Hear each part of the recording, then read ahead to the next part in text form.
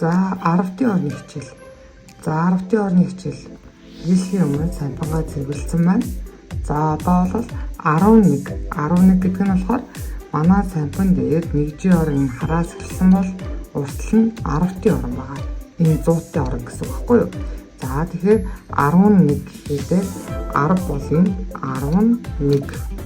Хүүхдүүдэд зааж өгтөө нэг байгаа учраас нэг гэж хэлнэ.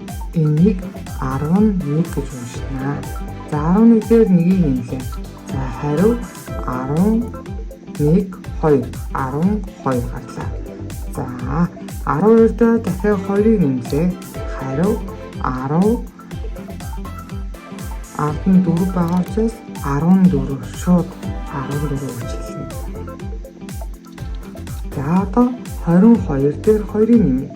20 нэмэхдээ 10 20 тооллоо 22. Одоо 2-ыг нэмье. 1 2 тооллоо хариу 10 20 14 байна 24. За 24-өөс 3-ыг хасъя. 1